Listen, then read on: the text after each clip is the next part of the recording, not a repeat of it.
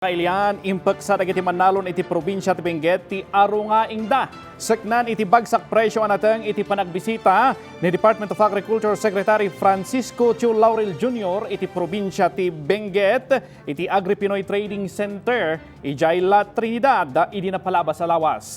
Ada detalye ni Audrey Villana.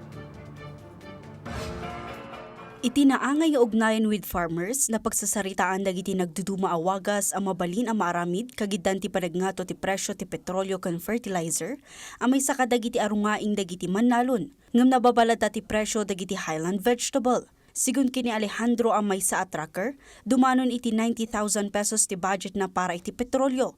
Aramata na iti panangitulod tinatang iti nagduduma pas iti pagiliad. Ngem ita, doble ti nagbalin na budget na adumanunan iti nasrok 200,000 pesos. Kinuna na alugidan gaputan na babate demand ita apanawon tinatang. Tinatry namin, binabargain namin, isang pinamimigay rin namin sa mga nangangailangan. Malaksid iti linkage tapno maksayan ti dagsen ti presyo ti petrolyo. Kidaw ita dagiti vegetable dealer ti fuel subsidy para kadagiti adda iti sektor ti agrikultura. We are looking for immediate solution that can be implemented right away. Talaga po walang weather interference kasi for the past few months, that's why we are expecting a very high production rate.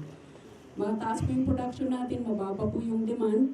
Kasi sa lowlands po yung mga consumers po natin doon nagtitipid na rin dahil sa hirap ng pagbaba. Kasungbat, impasigurado ni DA Secretary Laurel ang maadaan iti koordinasyon ti sektor ti agrikultura ken dagiti lokal a gobyerno tapno mapasaya ati paningwaras tinateng ken saan lang ang maiturong iti maymay sa lugar.